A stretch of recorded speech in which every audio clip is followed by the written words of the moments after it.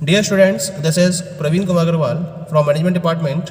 Welcomes you in my today's lecture of Managerial Economics. In today's lecture, we will discuss upon the fundamental principles or concepts of Managerial Economics. आज के lecture में हम Managerial Economics के relation में fundamental principles को discuss करेंगे. Managerial Economics is concept based and technique oriented. The use of concepts and techniques help us in developing the analytical rigor of the subject. They aid logical reasoning and precise thinking to managerial economists. Following are the important concepts or principles for analyzing of a business problem. क्योंकि जब हम managerial economics की बात करते हैं तो ये एक कॉन्सेप्चुअल बेस्ड डिसिप्लिन है, ये एक टेक्निक ओरिएंटेड डिसिप्लिन है. इसमें जिन पर्टिकुलर कॉन्सेप्ट्स एंड टेक्निक्स का यूज़ किया जाता है, इसके हेल्प से हम क्या करते हैं, एनालिटिकल अंडरस्टैंडिंग को डेवलप करते हैं.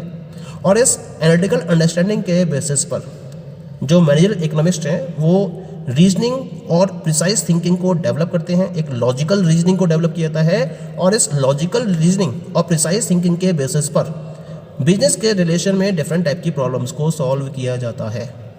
तो इस पर्टिकुलर पॉइंट के अकॉर्डिंग बिजनेस प्रॉब्लम को सॉल्व करने के रेफरेंस में इंपॉर्टेंट कॉन्सेप्ट्स मैनेजरियल इकोनॉमिक्स के द्वारा प्रोवाइड किए गए हैं. कौन कौन से हैं ये principles? Let us have a discussion over these principles. The very first principle is the opportunity cost principle. Opportunity cost principle, इस प्रिंसिपल के रिलेशन में जब हम रिसोर्सेज की बात करते हैं तो रिसोर्सेज क्या है? They are scarce, they are limited in nature.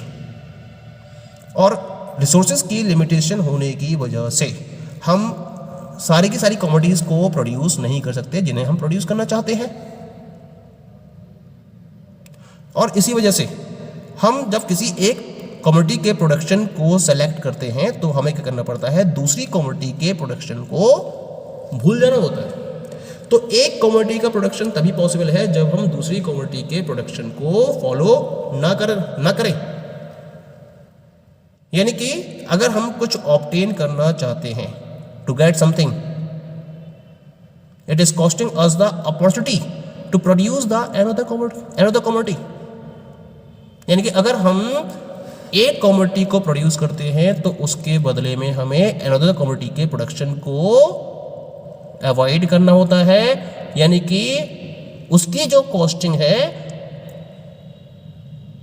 या फिर उसको जो अवॉइड करना पड़ा हमें, ये हमारी क्या है, एक अपॉर्चुनिटी हम लूज कर रहे हैं.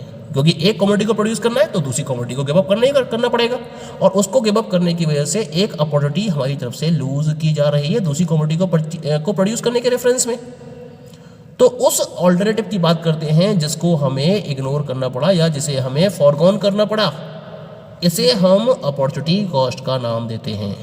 तो एक ऑप्शन को आगे बढ़ाने के लिए जिस दूसरे ऑप्शन को भुला दिया जाता है या छोड़ दिया जाता है उसे हम अपॉर्चुनिटी कॉस्ट का नाम देते हैं. इसका मतलब जो अपॉर्चुनिटी कॉस्ट कॉन्सेप्ट है वो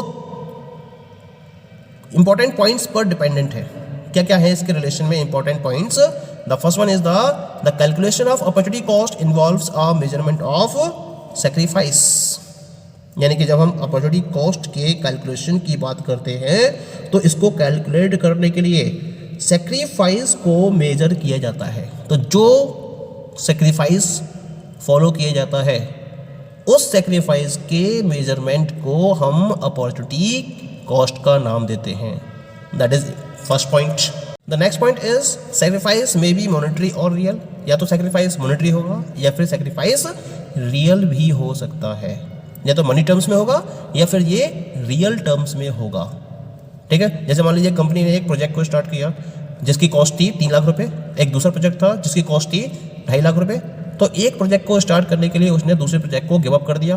तो जो 2.5 लाख रुपए है वो उसकी हो गई अपॉर्चुनिटी कॉस्ट, क्योंकि 3 लाख के प्रोजेक्ट को स्टार्ट करने के लिए उसे 2.5 लाख के प्रोजेक्ट को गिव अप करना पड़ रहा है. तो उसकी जो अपॉर्चुनिटी कॉस्ट है 3 लाख के प्रोजेक्ट के रेफरेंस में वो हो गई 2.5 लाख रुपए. तो ये किस टर्म्स में हो गई? मॉनेटरी टर्म्स में हो गई. ठीक है. नॉन मॉनिटरी टर्म्स में या रियल टर्म्स में क्या है, मान लीजिए कि आपको अपना टाइम यूटिलाइज करना है, तो या तो आप स्टडी को फोकस कर सकते हो या फिर आप अपने एंटरटेनमेंट के लिए टेलीविजन दे सकते हो। तो अगर आप स्टडी को प्रेफर करते हो तो जो आपने एंटरटेनमेंट के लिए टेलीविजन को गिव अप किया वो क्या हो गई, आपकी अपॉर्चुनिटी कॉस्ट हो गई, ये रियल टर्म्स में हो गई। तो इस तरह से सेक्रीफाइस या तो मॉनेटरी टर्म्स में हो सकता है या फिर रियल टर्म्स में भी हो सकता है। And the last thing in relation to opportunity cost is the opportunity cost is termed as the cost of sacrificed alternative, यानी जिस ऑल्टरनेटिव को आपने सेक्रीफाइस किया है और उसकी जो कॉस्ट होती है उस कॉस्ट को हम अपॉर्चुनिटी कॉस्ट का नाम देते हैं। Clear? The cost of sacrificed alternative is known as the opportunity cost. तो this is the opportunity cost principle of managerial economics, जिसके बेसिस पर बिजनेस हाउसेस जब प्रोजेक्ट्स को सेलेक्ट करते हैं तो प्रोजेक्ट की अपॉर्चुनिटी कॉस्ट को डिटरमाइन करने में इंटरेस्टेड होते हैं, जिसके बेसिस पर वो अपने डिसीजंस को इफेक्टिव वे में आगे बढ़ा सकते हैं। ठीक है, now come to the second principle. Second principle क्या है इसके रेफरेंस में, इंक्रीमेंटल प्रिंसिपल का नाम भी देते हैं इसको हमें ना। क्या मतलब होता है इंक्रीमेंटल प्रिंसिपल का? जब हम इंक्रीमेंटल प्रिंसिपल की बात करते हैं तो इस पर्टिकुलर एनालिसिस में, इस कॉन्सेप्ट में दो पर्टिकुलर इंपॉर्टेंट कॉन्सेप्ट्स इन्वॉल्व होते हैं। पहला होता है इंक्रीमेंटल कॉस्ट और दूसरा होता है इंक्रीमेंटल रेवेन्यू। इंक्रीमेंटल कॉस्ट का मतलब क्या होगा, change in the total cost. अगर एक यूनिट को इंक्रीज किया जाता है तो उसकी इंक्रीज की वजह से टोटल कॉस्ट में कितना चेंज हुआ, ये हो गया आपकी इंक्रीमेंटल कॉस्ट। और एक इन यूनिट के इंक्रीज होने की वजह से टोटल रेवेन्यू में जो चेंज हुआ तो उसको हम नाम देंगे इंक्रीमेंटल रेवेन्यू का। फर्म ने डिसीजन लिया और डिसीजन की वजह से उसके रेवेन्यू में जो चेंज हुआ उसको नाम देंगे इंक्रीमेंटल रेवेन्यू का, और जो कॉस्ट में चेंज हुआ टोटल कॉस्ट में उसे हम नाम देंगे इंक्रीमेंटल कॉस्ट का। अब इंक्रीमेंटल प्रिंसिपल क्या कहता है, किसी भी इन्वेस्टमेंट डिसीजन को प्रॉफिटेबल डिसीजन तभी माना जाता है जब उसका जो इंक्रीमेंटल रेवेन्यू है वो इसकी इंक्रीमेंटल कॉस्ट से क्या होना चाहिए, ज़्यादा होना चाहिए। पहला पॉइंट हो गया, यानी कि जो फर्म का प्रोजेक्ट के रेफरेंस में या इन्वेस्टमेंट के रेफरेंस में इंक्रीमेंटल रेवेन्यू है, अगर इसके इंक्रीमेंटल कॉस्ट से वो ज़्यादा है तो वो इन्वेस्टमेंट डिसीजन कंप्लीटली प्रॉफिटेबल होगा। या फिर इसका हम दूसरा पहलू ले सकते हैं, क्या है वो, it decreases some cost to a greater extent than it increases others. यानी कि रेवेन्यू में तो इंक्रीमेंट ज़्यादा नहीं हुआ लेकिन जो कॉस्ट है उसमें एक ग्रेट लेवल तक डिक्रीमेंट हुआ। अगर कॉस्ट में डिक्रीमेंट ज़्यादा है in comparison to increment in revenue तो भी ये जो इन्वेस्टमेंट प्रोजेक्ट है ये क्या माना जाएगा, ये प्रॉफिटेबल माना जाएगा। या फिर इसका तीसरा पहलू क्या हो सकता है, it increases some revenues more than it decreases others. ये क्या करता है, रेवेन्यूज को लगातार इंक्रीज करता है जबकि कॉस्ट को कम डिक्रीज कर रहा है। अगर रेवेन्यू ज़्यादा इंक्रीज हो रहा है और कॉस्ट कम डिक्रीज हो रही है तब भी ये जो प्रोजेक्ट है इन्वेस्टमेंट प्रोजेक्ट ये प्रॉफिटेबल कंसीडर किया जाता है। और चौथा पहलू बनता है इसके अंदर, it reduces cost more than revenues. यानी कि रेवेन्यू भी डिक्रीज हो रहा है, कॉस्ट भी डिक्रीज हो रही है, लेकिन कॉस्ट में जो रिडक्शन है वो रेवेन्यू में रिडक्शन से ज़्यादा है, तो भी ये जो इन्वेस्टमेंट प्रोजेक्ट है वो क्या माना जाता है, प्रॉफिटेबल माना जाता है। तो इस तरीके से इंक्रीमेंटल प्रिंसिपल के बेसिस पर हम किसी भी इन्वेस्टमेंट डिसीजन के रिलेशन में उसकी प्रॉफिटेबिलिटी को प्रॉपरली डिटरमाइन कर सकते हैं। Next principle is discounting principle and time horizon. क्या कहता है ये principle, as any investment reaps the benefits after a certain period of time, this makes its essential to assess the present value of the future gains by discounting it with the opportunity cost of the safe rate of interest। हम बात करते हैं जब present में किसी भी investment को follow किया जाता है तो उसका बेनिफिट एक पर्टिकुलर पीरियड ऑफ टाइम के बाद ही मिलना शुरू होता है। यानी कि अगर आपने आज की डेट में इन्वेस्टमेंट किया है तो हो सकता है 1 साल बाद, 2 साल बाद, 3 साल बाद आपको उस पर्टिकुलर इन्वेस्टमेंट का प्रॉफिट मिलना स्टार्ट हो, लेकिन इस बीच में जो आपको प्रॉफिट नहीं मिलता है तो उसके लिए ये ज़रूरी है कि जो फ्यूचर में आप गेन करोगे उसको प्रेजेंट वैल्यू के बेसिस पर डिस्काउंट करना, और इसे डिस्काउंट किया जाता है with the discounting cost of the safe rate of interest.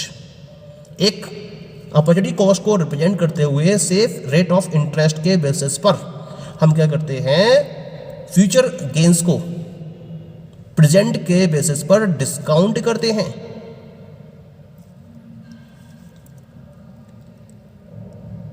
इसके साथ साथ एक पर्टिकुलर कॉमन नॉलेज भी रहती है कि आज की डेट में जो 1000 रुपये की वैल्यू है, 5 साल बाद ये वैल्यू क्या होगी, ये वैल्यू कम हो जाएगी। आज की डेट में 1000 रुपये से आप जितने गुड्स को परचेस कर सकते हो, आज से 5 साल बाद आप उतने ही अमाउंट में उसकी कम क्वांटिटी परचेस करने में कैपेबल होगे। तो जो वैल्यू आज की डेट में है मनी की, आज से 5 साल बाद उसकी वैल्यू कम हो जाएगी, क्योंकि इन्फ्लेशन की वजह से जो मनी है वो अपनी वैल्यू को लगातार लूज करती है। इसका मतलब जब हम इन्वेस्टमेंट की बात करते हैं तो इस इन्वेस्टमेंट के साथ में एक इनबिल्ट रिस्क और अनसर्टेनिटी हमेशा अटैच रहती है, और अगर प्रोजेक्ट फेल हो जाता है तो जो मनी है वो भी लूज हो जाएगा। तो एक तरफ तो आपके प्रोजेक्ट के फेल होने के चांसेस भी बने रहते हैं जिसकी वजह से मनी लूज हो सकता है, और दूसरी तरफ जो आपकी मनी की वैल्यू है वो टाइम के साथ साथ कम होती चली जाती है। तो इसे हम बोलते हैं टाइम हॉरिजन कॉन्सेप्ट। ये टाइम के साथ साथ जो मनी की वैल्यू लूज हो रही है और जो आपका प्रोजेक्ट है उसके साथ में जो इनबिल्ट रिस्क और अनसर्टेनिटी अटैच है, जिसकी वजह से इन्वेस्टमेंट में आपके अमाउंट के लूज होने के चांसेस भी बने रहते हैं। तो हम इस कॉन्सेप्ट को नाम देते हैं टाइम हॉरिजन कॉन्सेप्ट का, क्योंकि इसको ध्यान में रखते हुए ही कोई भी पर्टिकुलर फर्म अपने प्रोजेक्ट में इन्वेस्टमेंट के रिगार्डिंग डिसीजन को फाइनलाइज करती है। और इस टाइम हॉरिजन के कॉन्सेप्ट की वजह से जो मनी की वैल्यू है वो लगातार डिक्रीज होती चली जाती है, इरोडिंग केस में आती चली जाती है। एक इश्यू और रहता है इसमें कि मनी की वैल्यू कम क्यों होती है, क्योंकि जो पीपल हैं वो फ्यूचर कंजम्पशन के मुकाबले प्रेजेंट कंजम्पशन को ज़्यादा प्रेफर करते हैं। यानी कि आज की डेट में जो उनके पास अवेलेबल है वो उसको कंज्यूम करना चाहते हैं आज ही की डेट में, फ्यूचर का वेट नहीं करते हैं, क्योंकि इतना पेशेंस होता ही नहीं है कि वो प्रेजेंट कंजम्पशन को छोड़ के फ्यूचर कंजम्पशन की तरफ फोकस करें। इसी वजह से हमें क्या करना पड़ता है, हमें मोटिवेट करने के लिए लोगों को कि वो फ्यूचर में कमोडिटी को कंज्यूम करें, उन्हें एक प्रॉपर रेट ऑफ इंटरेस्ट पे करना होता है, जिसकी वजह से एक मोटिवेशन होता है उनके बीच में कि वो प्रेजेंट की जगह फ्यूचर में उस कमोडिटी को कंज्यूम करें। तो इसी वजह से फ्यूचर वैल्यू को हमें प्रेजेंट वैल्यू के अकॉर्डिंग एक पर्टिकुलर रेट ऑफ इंटरेस्ट से डिस्काउंटेड करना होता है, और इस डिस्काउंटिंग के कॉन्सेप्ट को हम नाम देते हैं डिस्काउंटिंग प्रिंसिपल। क्लियर? तो इस तरह से दोनों प्रिंसिपल्स हमने स्टडी करे यहाँ पर। The first one is the time horizon concept and second one is known as the discounting principle. और इन दोनों प्रिंसिपल के बेसिस पर इन्वेस्टमेंट के रिगार्डिंग कोई भी एंटरप्रेन्योर डिसीजन को फाइनलाइज कर सकता है। The next one is the time perspective principle. क्या कहना है इस प्रिंसिपल का? Decision making involves coordination between past, present and future. Whenever a manager makes a decision, he has to analyze the present problem with reference to the past data of facts, figures and observations, contemplating its future implications. He must consider the short run and long run consequences of his decision. ये time perspective principal के according जब कोई भी manager किसी भी decision को follow करता है तो ये पास्ट, प्रेजेंट और फ्यूचर के बीच में एक कोऑर्डिनेशन को मेंटेन करते हुए अपने डिसीजन को फाइनलाइज करता है। जब कभी भी मैनेजर को डिसीजन फॉलो करना होता है तो सबसे पहले वो क्या करता है? सबसे पहले तो वो प्रेजेंट प्रॉब्लम को past data of facts, figures and observations के बेसिस पर एनालाइज करता है, और फिर इसके फ्यूचर इम्प्लीकेशंस को कंटेम्पलेट करता है, और उसके बेसिस पर डिसाइड करता है कि उसे डिसीजन को फाइनलाइज करना चाहिए या नहीं करना चाहिए। और इसके साथ साथ वो इस पर्टिकुलर प्रोजेक्ट के रिलेशन में या डिसीजन के रिलेशन में शॉर्ट रन और लॉन्ग रन कॉन्सिक्वेंसेस को भी प्रॉपर्ली कंसीडर करता है। क्लियर? एग्जाम्पल के तौर पर present advertising outlay may inflate the cost today but it may increase the future revenue flow. यानी कि आज की डेट में ऑर्गेनाइजेशन अपने एडवर्टाइजिंग पर एक्सपेंसेस को इनकर करेगी, लेकिन इसका जो बेनिफिट है इसको फ्यूचर रेवेन्यू के तौर पर देखने को मिलता है। यानी कि इन्वेस्टमेंट यानी कि एडवर्टाइजिंग पर कॉस्ट आज इनकर की जाएगी, लेकिन फ्यूचर में इसका रेवेन्यू इंक्रीज होगा, ये सियोरिटी होती है। इसी वजह से इन एडवर्टाइजिंग एक्सपेंसेस को इनकर किया जाता है। Okay, now come to the last principle. Last principle is the equimarginal principle. क्या कहता है ये प्रिंसिपल? An input should be allocated so that value added by the first unit is the same in all the cases. This generalization is popularly called equimarginal. यानी कि जब firm multiple वे में inputs को यूज करती है तो इसको इस तरीके से एलोकेट किया जाता है मल्टीपल वेज में, जिससे कि जो लास्ट यूनिट के द्वारा वैल्यू ऐड की जा रही है वो सारे केसेस में क्या होनी चाहिए? इक्वल होनी चाहिए। तो उस समय जो सेटिस्फैक्शन जो पर्टिकुलर गेन होगा वो मैक्सिमम गेन होगा। इस पर्टिकुलर जनरलाइजेशन को हम इक्विमार्जिनल कॉन्सेप्ट या प्रिंसिपल के नाम से जानते हैं। यदि किसी भी एक पर्टिकुलर एक्टिविटी में मार्जिनल वैल्यू ज़्यादा है और दूसरे में कम है तो ऑप्टिमम एलोकेशन को अचीव करने के लिए जहाँ ज़्यादा है मार्जिनल वैल्यू उसमें से कुछ यूनिट्स उस पर्टिकुलर केस में शिफ्ट कर दी जाती हैं जहाँ मार्जिनल वैल्यू कम होती है, और इस तरीके से एलोकेशन को ऑप्टिमम वे में अचीव कर लिया जाता है। क्लियर? यानी कि द स्टोरी इज दैट, जो कंक्लूजन है वो ये है कि जब इनपुट्स को एलोकेट किया जाता है इन डिफरेंट यूजेस तो इस तरह से उसको एलोकेट किया जाता है जिससे कि जो लास्ट यूनिट में उसके द्वारा वैल्यू ऐड की गई है वही वैल्यू सारे केसेस में इक्वल रहे। तो हम इसको नाम देते हैं ऑप्टिमम एलोकेशन ऑफ रिसोर्सेस का। तो इक्विमार्जिनल प्रिंसिपल के बेसिस पर कोई भी ऑर्गेनाइजेशन अपने रिसोर्सेस को ऑप्टिमम वे में एलोकेट करने में सक्सेसफुल हो पाती है। Okay, so this is about the equimarginal principle. Thank you.